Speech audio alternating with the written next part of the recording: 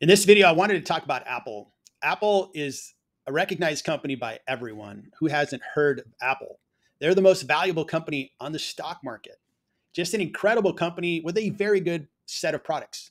Their iPhone is a really good device. It's got great apps. They have a great marketplace of apps you can download and use. And their Mac business is quite good as well. Those two products have been around for a while now. And what does Apple have that's new?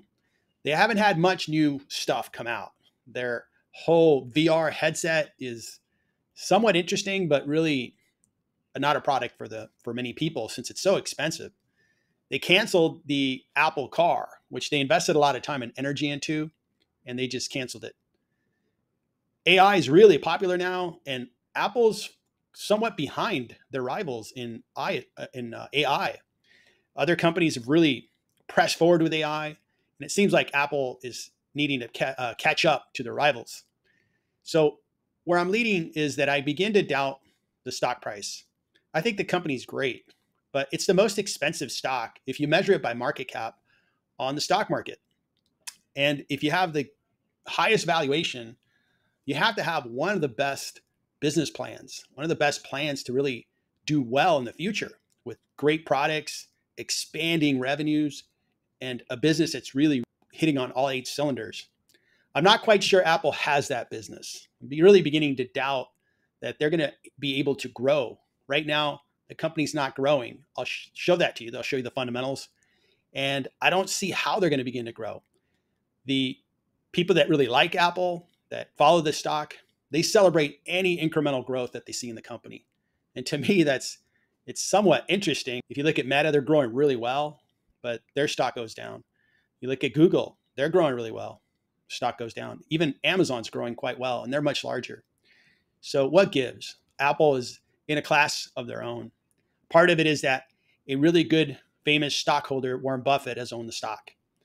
But recently, he sold half his shares, which was about $80 billion, and would prefer to have that $80 billion in cash versus Apple stock.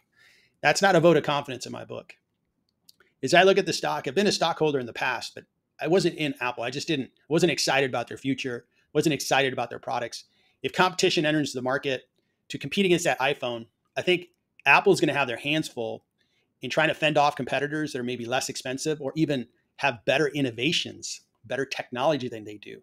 They're going to be in a world of hurt because they're the most expensive stock on the market if you measure by market cap.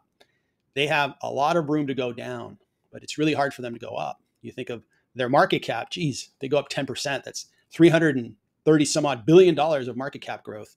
That's a lot of dollars. So I'm going to take a look at Apple, look at the fundamentals, and share with you what I'm seeing. And at the end, I'll let you know what I'm doing with the stock. I'm going to try to make money from the future of Apple, and I'll reveal what I'm doing in the case of Apple stock. Apple is a $3.35 trillion market cap company. That's the biggest company on the exchange. Their revenue is $385 billion, a lot of revenue, and they are very profitable with more than $100 billion of profit. They have a PE that's 33.54, which usually represents a company that's growing. And as I'll show later, this company's not growing. So that's a little bit of a surprise. Analysts still think it's a buy, and it's discounted by 9.65%. We'll take a look at my valuation that I based on free cash flows and earnings per share and see what I think is the discount or premium on Apple currently. Their financials, the revenue has not been growing. They've hit a wall when it comes to growth. They're a very big company. It's very hard to grow when you're that big. The law of big numbers is in effect. And growing from this point is going to be very difficult. I don't see a new product, a new catalyst that's going to help them grow. They tried the Apple Car, didn't work. The whole virtual reality goggles, they don't really sell that many units. So what else is out there? A phone refresh. They tried it, and it wasn't really well received by the market. Their stock price actually went down on the same day. On the same day, one of their competitors in Asia, Huawei, released their product, which is a foldable phone that was quite impressive. And I think Apple will continue to see more competition. That tends to happen over time. Businesses, as they mature in industries, they get more competitors, and it makes it harder to grow. So I think that's what's going on with growth at Apple.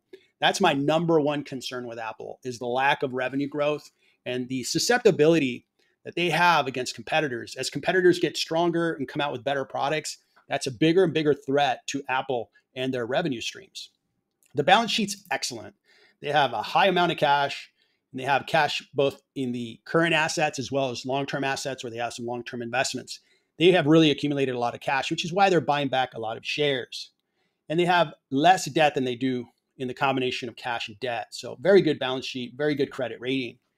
With regards to cash flow, they produce very high free cash flow. And that's one of the reasons why they're so valuable. They produced $104 billion of free cash flow in the trailing 12 months. Very impressive. I'll use that in my valuation based on free cash flows when I look at Apple. Looking at the forecast of what analysts think of the company, there's 30 analysts looking at Apple, which is a very popular stock, and they believe that it's still discounted by a little less than 10%. They're basing it on earnings per share, which is $6.84 in the current year. They're expecting those earnings to grow. And they might grow, but I think there's a risk that they may not. And if you think about, they're growing their earnings per share, but not their top line, which means they're not putting a lot of money into innovation, engineering, product development, which is a bigger risk issue. If they do not create a new wave of great products, they're going to be replaced. So I'll use this information in my evaluation as I look at earnings per share as well as free cash flow. I like valuing companies based on the cash flows that I expect the company is going to produce. That's the method that most successful investors, great ones like Warren Buffett, Charlie Munger, have used to value companies. I think it's a very accurate way of measuring value of a company. I'm also going to look at earnings per share, which is maybe the most popular way of valuing companies. And then I'll blend the two. I'm going to put more weight into the free cash flow method because I believe that's the truest measure of value. The free cash flows look excellent for Apple. I took their annualized rate and actually grew it by 3% to establish the first year of cash flows. And then I forecast that those cash flows will grow by 3% in the future. After year 4, they'll grow up 4%. I think it's realistic. Again, it's a very large company. There is a risk that they have a couple of bad years and you have lower cash flows than expected. But I'm willing to go with this forecast. It might be a little optimistic. I'm going to discount all those cash flows I expect in the future by 8% and get to an intrinsic value of all those cash flows of $2.3 trillion. I'm going to add the cash on the balance sheet and take away debt to arrive at an equity value of $2.37 trillion. The current market cap is much higher at $3.3 trillion. So there's a 29% premium on Apple stock. Earnings per share is $6.84, and analysts are willing to give them a PE in the 30s, but I'm investing my money and I'm not going to invest in a company that has a PE that's that high without growth. I am willing to look at a company that has a very good reputation, brand, and business, give them a P of 25, which is slightly above the S&P. When I use those factors and a growth rate that I can stand behind, I get to a premium being priced on the Apple stock with 18%. So in combination, the stock is being priced at a 25% premium. And that's with a forecast of cash flows that's optimistic. And I would say an optimistic earnings per share plan as well. So as good as it gets, I think Apple is being priced too high by 25%. How desirable is the Apple business? I think it's very desirable, but it's beginning to lose some of its value. I think the advantages the iPhone has from a network effect, from all the different apps that are designed around the Apple phone is quite impressive. And I most definitely would put Apple in the green. But what I would say is that if they don't come out with new products, their competitors are coming after them. And I would actually move them just slightly in the gray. They're moving from the center of the green to going into the gray. If you start seeing alternative devices that compete with that iPhone come to the marketplace and excite people to where they're switching from iPhone to, let's say, Samsung, iPhone to the Google Pixel phone or other brands, that is direct competition to Apple. And I think they could lose some of their competitive advantage. So that's where I put Apple as a desirable company, but they're losing some momentum. I don't think many people would argue with me. I think that the word is out that zero growth is a concern. And now if they cannot start growing, I think the concerns are going to continue to grow for this stock. So what am I going to do with Apple? Well, I've decided to start shorting Apple, and it's going to be a long-term position. But I think over time, the stock is going to go down, and I'd like to make money on that trend. I've started a short position and basically sold shares short of Apple. I've put $7,063 of capital at risk, and currently the shares, I'm losing about $71 of capital, which isn't very much. It's 1%. I plan to add to this position and over time maybe build it up to $10,000 or $15,000. I think that in a year or two, this stock will go down 20 to 30%. So I'd like to take advantage of that. Now, short selling is very, very risky. And I really want to remind you, I'm just sharing my experience as an investor. I'm not recommending you short Apple stock. I don't recommend you buy or hold or sell it. I'm just sharing my experience with you.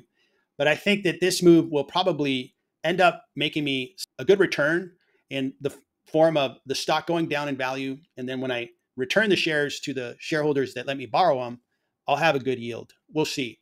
If the stock surprises me and it goes up, I'll sell it and have to take a loss. But that's what I'm willing to do to take advantage of the Apple stock, which I believe is really vulnerable because they're not growing. They don't have exciting products. And that story is beginning to be told by many others. I'm not the only one thinking this way. I think it's going to continue to be a reason why investors are going to grow more risk averse toward the Apple stock. So that's my story on Apple. I hope you found it interesting, and I really appreciate you watching.